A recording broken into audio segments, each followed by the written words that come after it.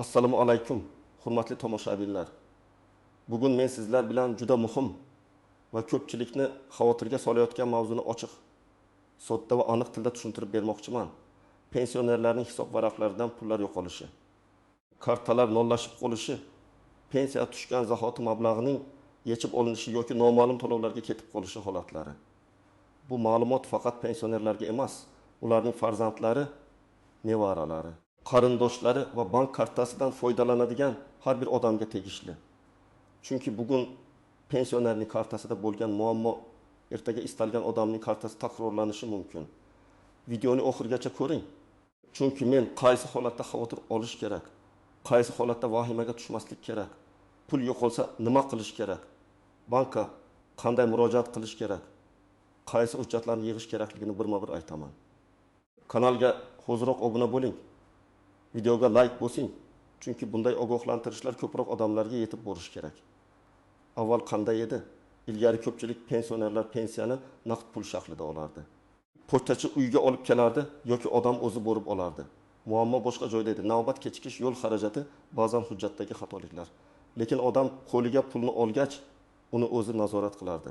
Pul hamyonda turardi. Qancha sarflaganini ko'rib turardi. Hozir esa pensiyalar ko'proq bank kartalariga tushmoqda. Bu bir tomondan qulay. Pul tez tushadi, do'konda karta bilan to'lash mumkin, bankomatdan yechish mumkin, mobil ilova orqali ko'rish mumkin. Lekin ikkinchi tomondan yangi xavflar paydo bo'ldi. Pensioner SMS kod nima ekanini bilmasligi mumkin. Kartaning orqa tomonidagi raqamlarni begona odamga aytib qo'yishi mumkin. Bank ilovasiga kirish parolini qarindoshiga berib qo'yishi mumkin. Telefoniga kelgan havolani bosishi mumkin. Natijada pul kartaga tushadi, lekin bir necha daqiqa ichida yo'qoladi. Odam esa bank pulimni olib qo'ydi. Pensiyam nollashtirildi. Davlat bermayapti deb o'ylaydi. Aslida esa sabablar turlicha bo'lishi mumkin. Firibgarlik, avtomatik qarz yechimi, aliment yoki ijro hujjati, kredit to'lovi, karta ma'lumotlari tarqalishi, mobil ilovaga begona shaxs kirib olishi yoki oddiy texnik kechikish. Men bu yerda bir narsani aniq aytaman. Har bir pul yo'qoldi degan holat bir xil emas. Kimdadir pul firibgarlar tomonidan yechilgan bo'ladi. Kimdadir bank oldidagi qarz avtomatik yopilgan bo'ladi. Kimdadir sud yoki ijro organi tomonidan cheklov qo'yilgan bo'ladi. Kimdadir esa karta orqali internet o'g'li to'lov ketgan bo'ladi. Shuning uchun eng katta xato bu darhol vahimaga tushish va atrofdagilarga noto'g'ri xabar tarqatishdir. To'g'ri yo'l esa avval sababni aniqlash, keyin hujjatli murojaat qilish. Endi kimlar birinchi navbatda xavotir olishi kerakligini tushuntiraman. Birinchi xavf guruhida SMS kodini begona odamga aytgan pensionerlar turadi. Masalan, bir pensionerga telefon qilishadi va men bank xodimiman. Kartangiz bloklanadi. Hozir kod aytasiz, men himoya qilib qo'yaman deyishadi. Pensioner ishonadi. Telefoniga 6 xonali kod keladi. Bu kodni aytadi. Firibgar esa shu kod orqali mobil ilovaga kiradi yoki pul o'tkazmasini tasdiqlaydi. Natijada kartadagi 1.200.000 so'm pensiya bir necha bo'lib boshqa kartalarga o'tib ketadi. Bank xodimi hech qachon SMS kod so'ramaydi. Men buni alohida ta'kidlayman. SMS kod, karta pin kodi, ilova paroli, kartaning to'liq raqami va orqa tomondagi CVV kodi hech kimga aytilmaydi. Ikkinchi xavf guruhi bu kartasini do'konda, dorixonada, bankomat yonida begona odamga berib qo'yadigan pensionerlar. Masalan, onaxon bankomatdan pul yecha olmaydi. Yo'lda turgan odam men yordam beraman deydi. Kartani oladi, pin kodni ko'radi, 500.000 so'm yechib beradi. Lekin shu payt karta ma'lumotlarini eslab qoladi yoki almashtirib yuboradi. Keyin pensioner uyga ketadi. Ertasi kuni kartadagi qolgan 800.000 so'm ham yo'qoladi. Bunday holatda aybni isbotlash qiyinlashadi. Chunki pensioner o'zi kartani va pin kodni bergan bo'ladi. Shuning uchun yordam kerak bo'lsa, faqat bank xodimi yonida, bank bo'limi ichida kameralar bor joyda yordam so'rash kerak. Uchinchi xavf guruhi bu telefoniga har xil havollarni bosadigan odamlar. Pensiyangiz oshdi, ariza bering, kompensatsiya olasiz. Yordam puli ajratildi, bank kartangizni tasdiqlang degan xabarlar kelishi mumkin. Havola ochiladi, karta raqami, amal qilish muddati, CVV kodi, SMS kod so'raladi. Odam hammasini yozadi, shundan keyin karta bo'shab qoladi. Bunday sahifalar ko'pincha haqiqiy davlat sayti yoki bank saytiga o'xshatilgan bo'ladi. Lekin manzili boshqacha, yozuvlarda xatolar bo'ladi, shoshiltiradi, bugun oxirgi kun deydi. shoshiltirish firibgarning eng asosiy qurolidir. 4-holat bu avtomatik yechimlar. Masalan, pensioner ilgari kredit olgan, qarindoshiga kafil bo'lgan yoki mikroqarz rasmiylashtirgan. Pensiya kartaga tushishi bilan bank tizimi qarz bo'yicha 300 ming, 500 ming yoki 1 million so'mni ushlab qolishi mumkin. Pensioner esa pensiyam yo'qoldi dedi. Bu yerda savol shunday: ushlab qolish qonuniy asosda bo'lganmi, shartnomada yozilganmi? Miqdor to'g'rimi? Pensionerga oldindan tushuntirilganmi? Agar kredit shartnomasi bo'lsa, bank undan kelib chiqib harakat qilishi mumkin. Lekin agar pensiyaning hammasi yechilib, odam yashash uchun mutlaqo pulsiz qolsa, buni albatta tekshirtirish kerak. Chunki ijtimoiy to'lovlar va qarz undirish masalasida qonuniy tartib, cheklov va izoh talab qilinadi. 5-holat ijro hujjatlari bilan bog'liq. Masalan, odamning kommunal qarzi, aliment qarzi, sud qarori bo'yicha undiriladigan qarzi yoki jarimasi bo'lishi mumkin. Bunday vaqtda hisob varaqqa cheklov qo'yilishi yoki mablag'dan ma'lum summa ushlab qolinishi mumkin. Pensioner buni bilmasligi ham mumkin. Chunki xabarnoma eski manzilga ketgan bo'ladi yoki qarz haqida farzandlari aytmagan bo'ladi. Shuning uchun pul yo'qolsa faqat bankdan emas, ijro organlaridan ham ma'lumot olish kerak. Bank faqat mablag' falon qaror asosida yechildi deb aytishi mumkin, lekin qarorning mazmunini tegishli organ tushuntiradi. Endi kimlar vahimaga tushmasligi kerak? Agar kartaga pensiya tutishgani haqida SMS kelgan bo'lsa, lekin ilovada darhol ko'rinmasa, bu ba'zan texnik kechikish bo'lishi mumkin. Agar bankomat pul bermay, lekin hisobdan yechilgandek ko'rinsa, bu ham darhol o'g'irlik degani emas.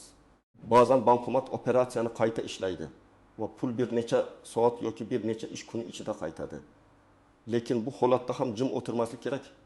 Bankomat manzili, vaqt, summa, chek bo'lsa chekni saqlash kerak. Bankka murojaat qilib, arza raqamini olish kerak. Real misol keltiraman. Bir otaxonning kartasiga 1 million 100 ming so'm pensiyasi tushadi. Shu kuni 900 ming so'm yechilib ketadi. U hammasi yo'qoldi deb o'ylaydi. Bankka borganda ma'lum bo'ladiki, 600 ming so'm oldingi kredit bo'yicha, 300 ming so'm esa onlayn xarid obunasi bo'yicha ketgan. Kreditni u o'zi olgan, lekin obuna haqida bilmaydi. Keyin tekshirilsa, nevarasi telefonida o'yin ichida karta ulangan va pulli xizmat yo'qilgan. Demak, bitta holatda ikki xil sabab bor. Biri shartnoma asosida, ikkinchisi oiladagi ehtiyotsizlik sababli. Shuning uchun har bir operatsiyani alohida ko'rish kerak. Yana bir misol, onaxon dorixonada karta bilan to'laydi. Terminal ishlamay qoldi deyishadi. Keyin yana urinishadi. Natijada 1,20 ming so'm 2 marta yechiladi. Onaxon pulim o'g'irlandi deydi. Aslida bu terminal operatsiyasi qayta ishlangani bo'lishi mumkin. Bunday holatda dorixona chekini, bank SMS xabarini vaqtni saqlash kerak. Agar ortiqcha yechim tasdiqlansa, bank yoki savdo nuqtasi orqali qaytarish talab qilinadi. Muhimi, og'zaki gap bilan cheklanmaslik kerak. Endi istisnolar va ko'pchilik bilmaydigan nozik jihatlarga o'tamiz. Birinchi nozik jihat.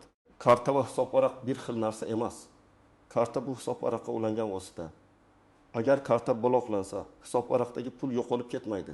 Lekin agar hisob varaqning o'ziga cheklov qo'yilgan bo'lsa, yangi karta ochish ham muammoni hal qilmasligi mumkin. Ko'p odamlar kartamni almashtirsam pulim saqlanadi deb o'ylaydi. Agar muammo firibgarlik bo'lsa, kartani bloklash kerak. Agar muammo ijro cheklovi bo'lsa, sababni hujjat orqali hal qilish kerak. Ikkinchi nozik jihat, qarindoshga berilgan ishonch ham xavf tug'diradi. Ba'zan pensioner farzandga telefoningda ilovani o'rnatib qo'y, pensiyamni ko'rib tur deydi. Farzand halol bo'lishi mumkin, lekin uning telefoni yo'qolishi, paroli ochiq bo'lishi, bolalari ilovaga kirishi yoki telefoniga virus tushishi mumkin. Men qarindoshlarga ham aytaman. Ota-onangizning kartasi sizning shaxsiy hamyoningiz emas.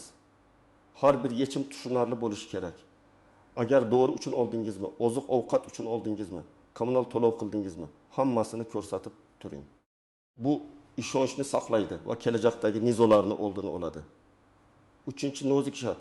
Pensionerning kartasiga begona odamlar pul tushirib, keyin qaytarishni so'rashi mumkin. Masalan, adashib sizga pul yuboribman, qaytarib yuboring deydi. Ba'zan bu haqiqatan adashish bo'ladi, lekin ba'zan firibgarlik sxemasi bo'lishi mumkin. Noma'lum pul tushsa darhol qaytarib yubormang. Bankka murojaat qiling, operatsiya bo'yicha rasmiy tekshiruv so'rang. Chunki siz qaytarib yuborgan pul keyinchalik boshqa nizoga sabab bo'lishi mumkin. To'rtinchi nozik jihat, ayrim pensionerlar kartaning pin kodini kartaning ustiga yozib qo'yadi yoki hamyon ichida qog'ozga yozib yuradi. Bu juda xavfli. Hamyon yo'qolsa, karta bilan birga kalit ham yo'qolgan bo'ladi. Pin kodni eslab qolish qiyin bo'lsa, uni telefon raqam, tug'ilgan sana yoki 1021, 1234 kabi oddiy raqam qilmaslik kerak. Firibgarlar aynan shunday raqamlarni birinchi tekshiradi. 5-nozik jihat, mobil aloqa raqami nazorati. Bank kartasi ko'pincha telefon raqamiga bog'langan bo'ladi. Agar pensioner eski raqamdan foydalanmay qo'ysa, raqam boshqa odamga berilishi mumkin. Shunda bank xabarlari va tasdiqlash kodlari xavf ostida qoladi. Shuning uchun pensiya kartasiga ulangan telefon raqami faol pensionerning o'zida yoki ishonchli nazoratda bo'lishi kerak. Raqam almashtirilsa, bankka bo'lib yangilash shart. 6-nozik shart, bank kodimi bilan firibgarni ajratish. Haqiqiy bank kodimi sizga telefon qilib, kodingizni ayting, kartangiz orqasidagi 3 raqamni ayting. Hozir pulingizni xavfsiz hisobga o'tkazing demaydi. Firibgarlar esa o'zini bank xavfsizlik bo'limi, prokuratura, ichki ishlar, soliq pensiya jamg'armasi xodimi qilib ko'rsatishi mumkin. Ularning maqsadi bitta: sizni qo'rqitish va shoshiltirish. Men doim shunday maslahat beraman. Kim telefon qilmasin, suhbatni tugating, bank kartangiz orqasida yozilgan rasmiy raqamga o'zingiz qo'ng'iroq qiling yoki bank bo'limiga boring. 7-nozik jihat, pul yechilgan vaqtdagi dalillar. Ko'pchilik bankka borib, pulim yo'qoldi dedi. Lekin qachon, qancha qayerga ketganini ayta olmaydi. Bank xodimi ham aniq ma'lumotsiz tez yordam bera olmaydi. Shuning uchun SMS xabarlarini o'chirmang. Ilovadagi operatsiya tarixini skrinshot qiling. Bankomat cheklardagi vaqtni saqlang. Qo'ng'iroq qilgan raqamlarni yozib oling. Firibgar bilan gaplashgan bo'lsangiz. Taxminiy vaqtni ham yozing. Bular keyin ariza uchun kerak bo'ladi. Endi eng muhim qism, nima qilish kerak? Men buni oddiy ketma-ketlikda tushuntiraman. Agar kartangizdagi pul noma'lum tarzda yechilganini ko'rsangiz, birinchi qadam kartani darhol bloklash. Buni bank ilovasi orqali, bankning rasmiy kol markazi orqali yoki bank bo'limiga borib qilish mumkin.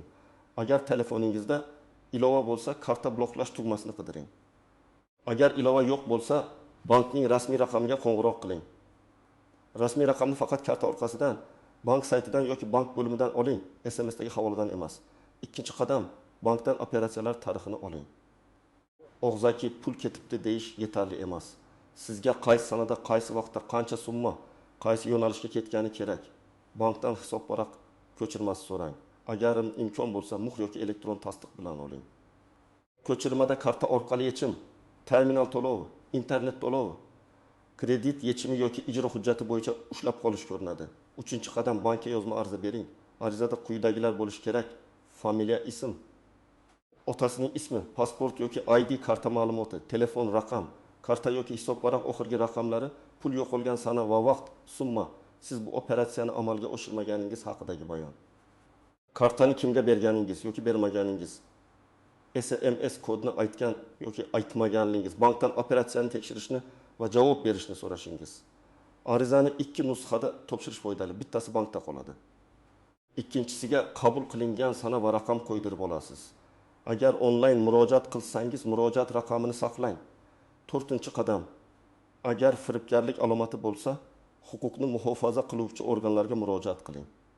Qo'ng'iroq qilgan raqam, SMS, havola, skrinshot, bank ko'chirmasi, karta bloklanganligi haqidagi ma'lumot hammasini olib boring. Arizada mening roziligimsiz hisob varag'imdan mablag' yechilgan. Noma'lum shaxslar telefon orqali yoki internet orqali ma'lumotlarimni qo'lga kiritgan bo'lishi mumkin deb aniq yozing. Qancha tez murojaat qilsangiz, mablag' izini aniqlash imkoniyati shuncha yuqori bo'ladi. 5-qadam. Agar pul kredit yoki qarz uchun yechilgan bo'lsa, shartnomani ko'ring.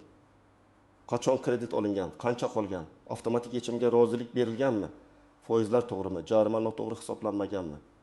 Bularning hammasini tekshirish kerak. Agar pensioner kafil bo'lgan bo'lsa, kafillik shartnomasini ham ko'rish kerak. Juda ko'p odamlar men faqat imzo qo'yganman deydi. Lekin imzo huquqiy oqibat keltiradi.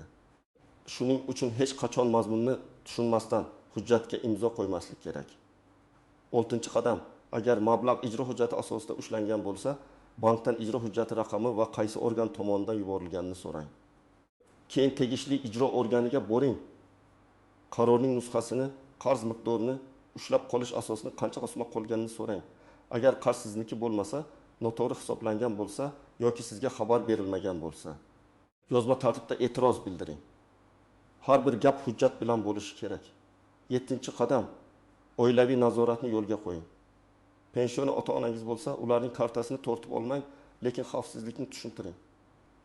Telefoniga bankning faqat rasmiy ilovasini o'rnating.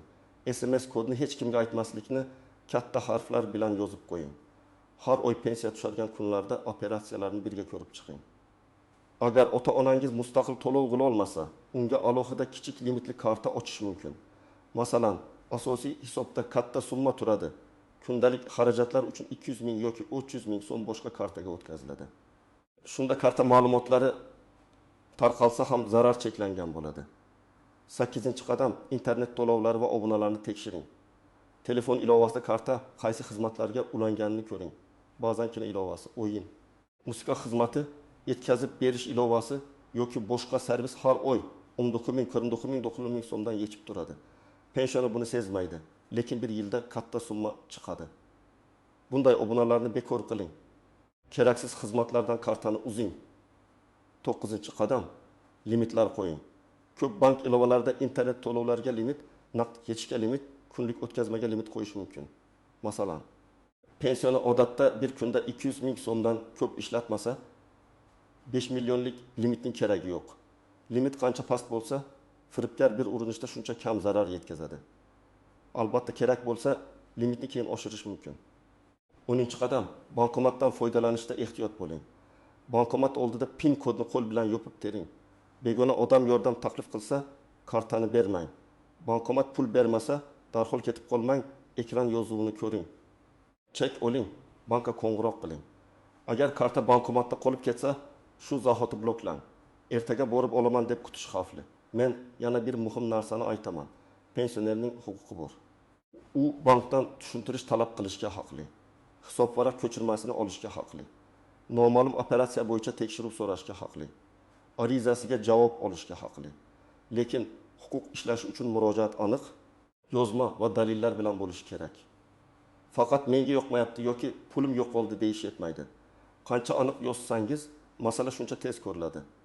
Bugungi mavzuning asosiy xulosasi shuki, pensionerlarning pullari o'z-o'zidan havoga uchib ketmaydi. Lekin karta va hisobvaraq xavfsizligi zaif bo'lsa, pul bir lahzada yo'qolishi mumkin. Sabab firibgarlik bo'lishi mumkin, kredit bo'lishi mumkin, ijro hujjati bo'lishi mumkin, texnik xatolik bo'lishi mumkin yoki oiladagi ehtiyotsizlik bo'lishi mumkin. Eng to'g'ri yo'l kartani bloklash, bankdan ko'chirma olish, yozma ariza berish. Kerak bo'lsa huquqni muhofaza qiluvchi organlarga murojaat qilish va kelajak uchun limitlar hamda xavfsizlik qoidalarini yo'lga qo'yish. Agar sizda yoki tanishingizda pensiya kartasidan pul yo'qolgan, noma'lum yechim bo'lgan yoki bank tushuntirmagan holat bo'lsa, izohlarda yozing. Qaysi holat bo'ldi? Qancha summa? Bank nima dedi? Men keyingi videolarda eng ko'p uchraydigan vaziyatlarni alohida tahlil qilib beraman.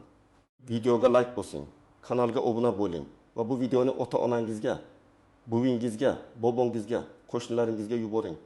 Chunki bitta ogohlantirish kimningdir butun pensiyasini saqlab qolishi mumkin.